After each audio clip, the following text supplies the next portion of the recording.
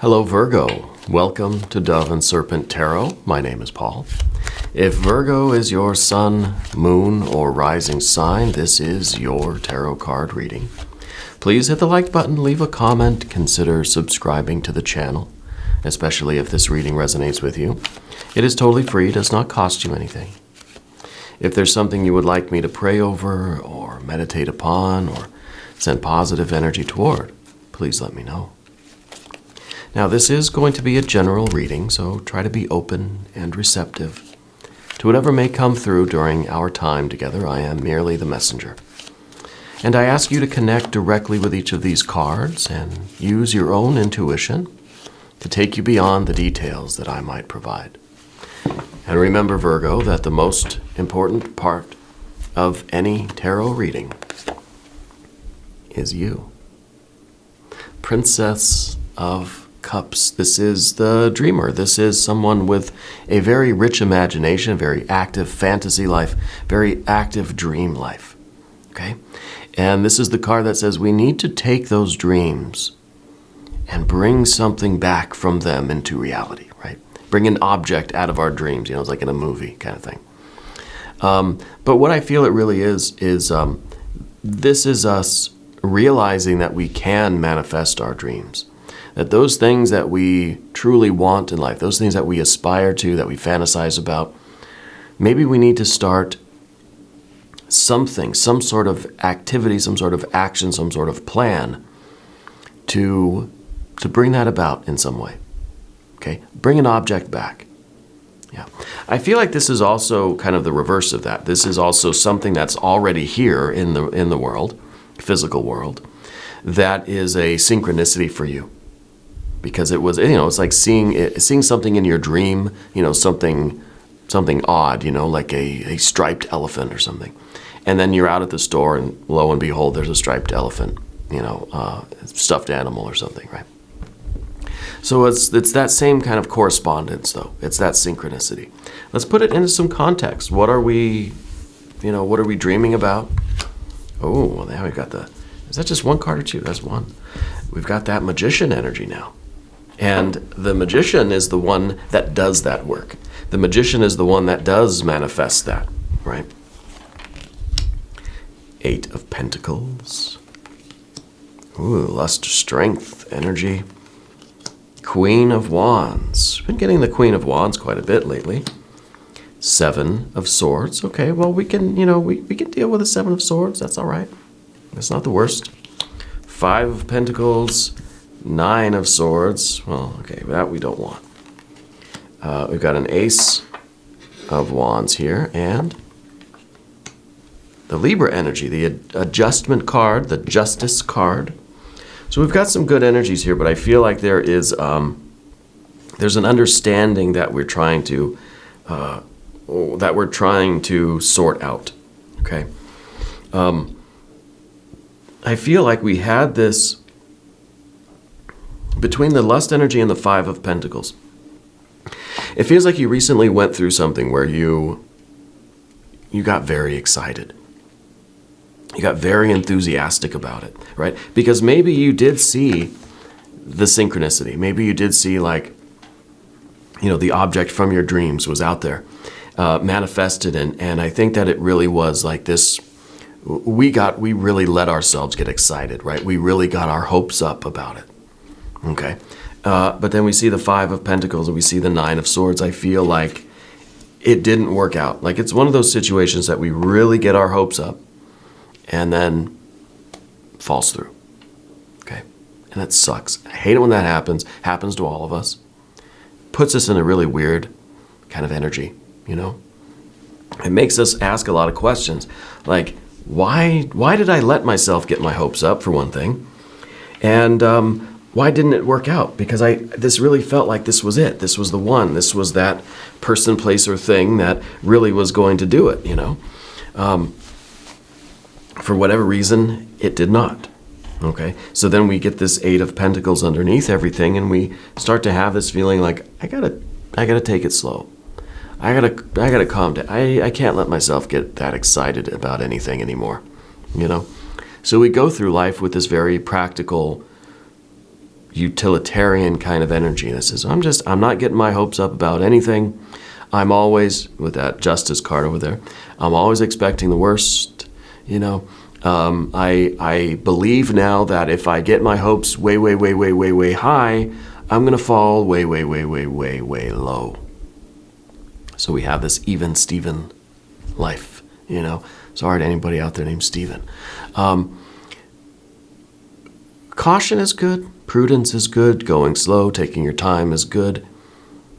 But having passion, getting our hopes up, getting inspired, getting enthusiastic, getting zealous for something, having that zeal in our life, that zest, is also good. So how do we allow ourselves to do this, but still maintain a kind of level head? It's almost like we're hoping for the best. I'm going to let my hopes get sky high here. But I also know that karma is a you-know-what. Sometimes it's not going to work out. So we have to find a way, and I think there's a reason why you went through what you did now. It's not the universe telling you that you should never get excited about anything ever again. No, I think it's about the need for balance, right? We got the adjustment card, the Libra energy at the end. We need to get enthusiastic, and we need to get hopeful, and we need to have zest and zeal and zip and all those other Z words. But we also have to be ready to catch ourselves when we fall, when things don't work out that way. But we'll never attain those heights if we don't continue to dream and hope and wish and fantasize, This is a very utilitarian life right now. One devoid of dreams, devoid of imagination and passion and love and lust and zeal and enthusiasm, It's a strict utilitarianism. It's the Queen of Wands. It's the taskmaster that says no. It's trying to stamp out any kind of excitement or hope or passion or love or anything. It's just saying no. Everything is going to have its purpose. There's no room in life for dreams. Well, that sounds like nonsense, right? And it is. And the magician is the one that can continue to try. Now, we think of a magician, we think, pull a rabbit out of a hat, snap your fingers, everything appears, right? I'm a good magician. But what we don't realize is that in order for this magician to be that good, that it makes it look easy, they're on stage and rabbits are everywhere and it's just like, flawless from our point of view, from the audience point of view, flawless, effortless. It's like watching a virtuoso, musician or something.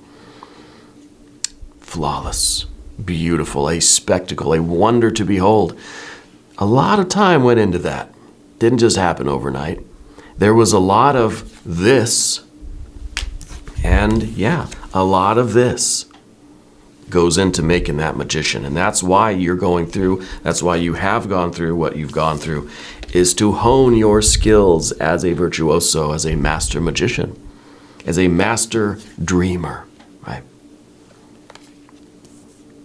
There's a lot that goes into that kind of magic, a lot of trial and error. The magician spends a lot of time at home, in their basement, practicing, right? Doing the things in front of a mirror, failing. You think of any stand-up comic, right? Any of these greats, right? You look at like Dave Chappelle or something, right? Greatest of all time, self-proclaimed, but I also believe it.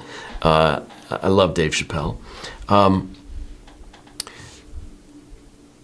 I would imagine that he spent a lot of time working stuff out, trying and failing. I'm sure somewhere, you pick any great comic or musician or anybody, literally anybody who you can say that person makes it look easy, right? They have failed more times than they have had success. Now, maybe the successes have been more public, right? More visible. But a lot of failures went on behind that. And failure gets such a bad rap. It's such an evil word, right? Fail. You will have many more failures than you do success. And I think sometimes Spirit is trying to teach us how to handle that. Okay? Trying to allow us to realize that through every failure, again, I don't like the word, but it is what it is.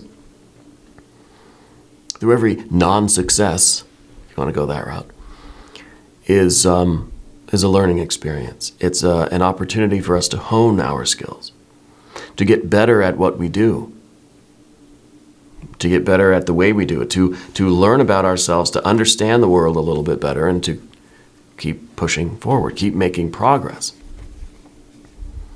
So there's a lot of hours that go on behind the scenes with the magician. All we see is the 45-minute show on stage looks flawless. But I bet you even in those flawless performances, the musician or the magician, not much difference, right? They go off stage and they think, oh God, I made so many mistakes. Like that was just the worst, you know? Our standard of success, our standard of what works and what is successful, our standard of quality gets higher, right? Now it's like the idea of failure. Now we get off stage, we think, I bombed, right? That was still better than 99% of anybody else doing it. But to us, it still wasn't good enough, right? So we continue to work on our craft and hone our skills. Let's select the mystery card here before I forget. This is a random card from the Smith-Waite Tarot. This is the factor infinite and unknown, and this is going to go right over here. We're going to put Mr. Ed on top. We're not going to look at that till the end. It will tie everything together and give us our confirmation at the end of the reading. If at any point during this program you feel like you know what that card is, I want you to put your prediction in the comments. Let's do it together. Interactive, group exercise, intuition. All right? Let's look around the room at our major arcana. 1, 2. So we have this intense enthusiasm, this zest, this love, this passion. This is the reason why you're even trying to do this magician work. That's why you're even, that's why you're even involved in trying to manifest the dream, because it feels that way. It feels something that really, lights you up. And we're contrasting that with the very refined, balanced, right? The sword of justice, the sword of equilibrium with the adjustment card. So it's not about adjusting our expectations. Well, in a way it is. Because we don't have the expectation that we're going to be absolutely flawless overnight, that this is going to just be suddenly I'm a virtuoso. We have to balance our expectations in that way. But it doesn't mean we're lowering the bar. Okay? And there's a difference. Everyone thinks, well, you shouldn't lower your expectations, right? Because then you're going to settle for less, and you're going to settle for something that's, not worth the effort, right? Something that's low quality. No, I disagree. I think we're conflating the ideas here. We want to evaluate and adjust our expectations, but that doesn't mean that we're lowering our standard of quality. I have a very high standard of quality when, shopping for something, let's say.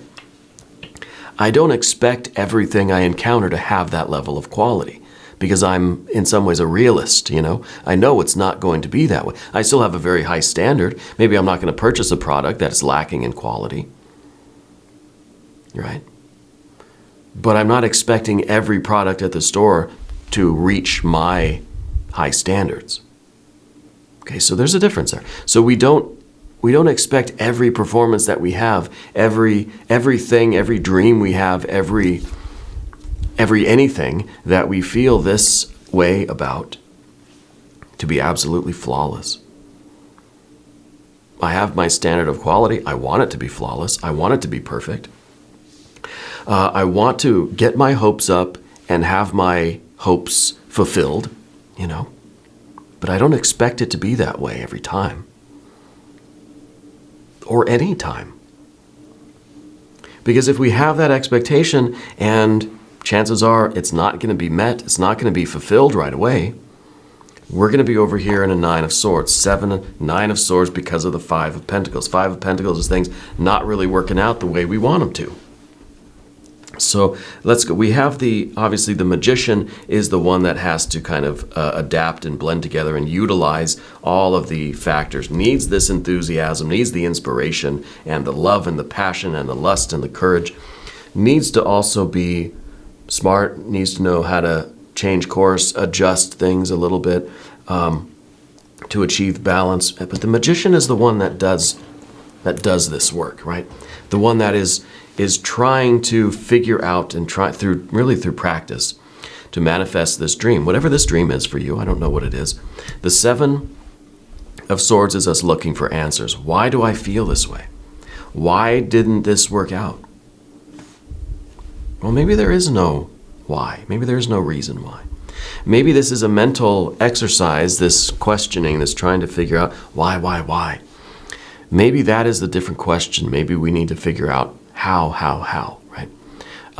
Let's not try to figure out for what reason this happened or for what reason we deserved things to go that certain way or what we did wrong. Maybe we should say, how do we improve? How do we learn from? How do I build from this? How do I move on from this and keep growing, keep working at it?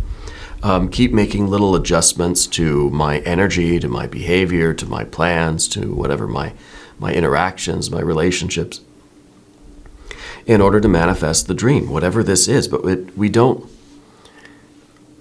allow this mental activity to devolve into a Nine of Swords to the point where we're just saying, okay, I'm never going to dream again. I'm never going to do anything that feels good. I'm never going to follow my passions or my heart. I'm just going to be very utilitarian. This is really, again, the Queen of Wands stamping out any kind of creativity, any kind of risk, Anytime we dream big, anytime we get our hopes up, we're putting ourselves at risk. And we have to know that, and we have to be able to course correct, we have to be adaptable, but we have to keep dreaming. Okay? And the Seven of Swords is searching for answers along those lines. Now over here on the path of the Serpent, of course, we have that Five of Pentacles. Something didn't work out, right? I think we got our hopes up about something, it didn't happen. And maybe we feel that we don't deserve things to be going wrong, because this Nine of Swords, this is in our environment. And if we feel that there is pain or unfairness or any kind of danger coming from the environment, we're going to be very much on guard. We're going to be very cautious. We're going to go through life on eggshells because we don't want to experience the Nine of Swords again. Okay? And I think the reason why you went through this, whatever this is so that you learn how to pick yourself up and not lose your passion. Not lose your will and your love to your ambition, your confidence, your courage to pursue whatever this is. Now, maybe you are a musician. Maybe you are a magician, an actor, actress, I don't know, a composer, a writer, I don't know. Maybe you're in business. Maybe I don't know where you work or what you do. But you have something in your life. And maybe it's a series of things. Maybe it's just different things at different times. Maybe we have a lot of dreams, a lot of fantasies, a lot of things that if we really allow ourselves to dream, we'll get really, really high hopes about. That we're someone that just, you have a vision, you have an idea, you have a dream, and you get really worked up about it. You get really enthusiastic about it, right? You put all your eggs in that basket and you really give it everything that you have, and we have to do that. That is the best energy in life. That's the best feeling in life, to be that enthusiastic about anything, right? Even when it doesn't work out, and it sucks, and it's painful, we don't let that stop us. What we do, Ace of Wands, we try again. We do it again. We catch the next one. It's like, and some people would say, gosh, you didn't learn your lesson the first time. You got your hopes up. You got so excited about something, it didn't happen. You were devastated. Didn't you learn your lesson? You're going to do it again. Why aren't you an Eight of Pentacles, practical, utilitarian? It's much safer that way. Maybe, yeah, maybe. But that's why the Ace of Wands is in the position of the difficult card. This is the obstacle. This is the difficulty. The difficulty is allowing ourselves to get fired up again. Because there is that part of us that says, why would I do that again? Right? I learned my lesson last time I got burned, But we've got to allow the spark. We've got to keep stoking this fire. Find other things that really, impassion us. And we have to do so in a responsible way with the Libra energy, the adjustment card. Yeah. I'm going to do a Metatron Oracle card. Trying to break these cards in, trying to activate these cards. So you might notice that I'm using them more often, of course, because they are new. I'm trying to see if they have a place on our tarot table on this channel. Here's our card for today. It says codependency, key to freedom. This would have been a really good card to get for our daily the live stream that I did the other day with the daily card. We had the Ten of Wands. This is a very Ten of Wands kind of card, or an aspect of the Ten of Wands, the codependency. And the key to freedom, right, is maybe not in the separation, but in the interdependence, not codependence, but interdependence. Yeah.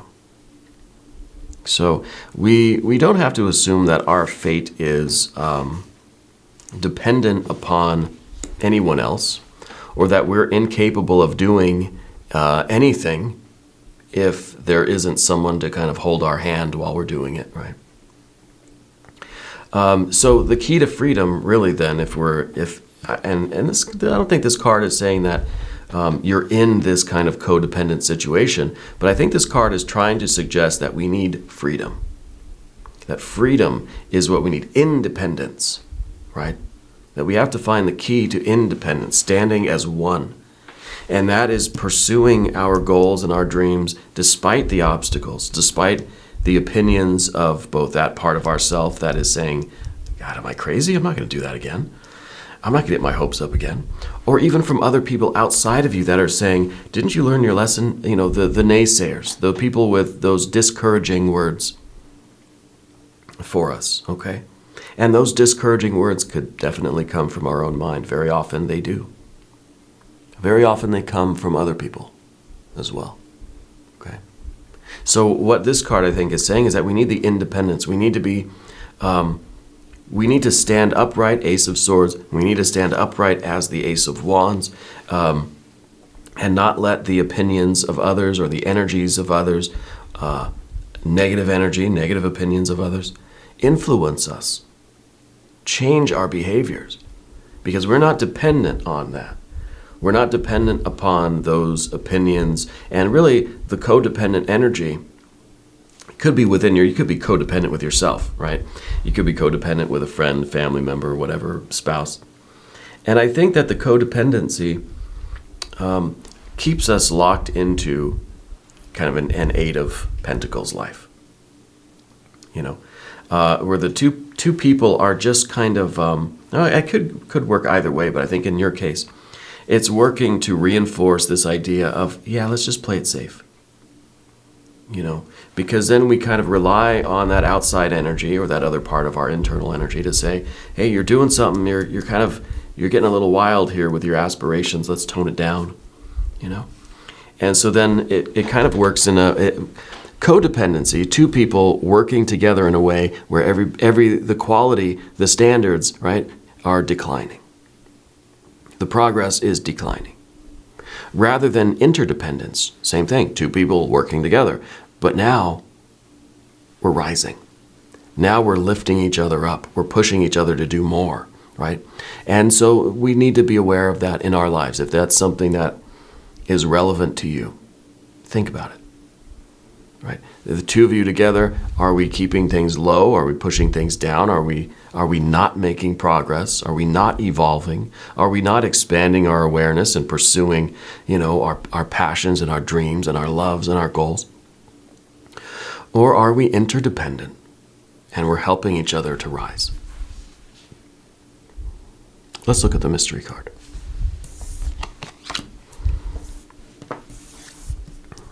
I'm expecting, obviously, some successful energy. Maybe another magician, maybe the Empress, maybe even the Hermit, your power card. If you have a prediction, put it down in the comments. Oh, there we go. 10 of Pentacles. It's going to work out, right? This is, you aimed for a really high bar. You didn't quite make it that time. Okay. But keep trying, and here you're getting over that bar. You didn't lower the bar. You just refined your energy. You worked harder. You grew. You evolved. You got stronger. You dreamed bigger. You got, you know what I mean? You got more enthusiasm, more passionate for it, and now you're over that bar.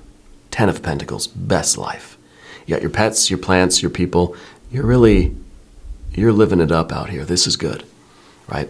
This is the success that we want, but we have to learn how to deal with these occasions where we miss the mark, right? And use these moments to encourage us to get back on the saddle, back on the horse, and to dream bigger, to get even more fired up until we do get over the bar. This is that success that you want here, okay? Very nice. We're going to do an extended reading too if you want to stick around. There's a link in the corner. There's one down below. New readings for Virgo every Tuesday and Saturday, 6 a.m. Chicago time. If you haven't subscribed yet, please do. It is totally free. Does not cost you anything. Leave a comment. Let me know where in the world you're watching from. I want you to know that you're the most important part of Dove and Serpent Tarot. I thank you and I love you. And we're all in this together.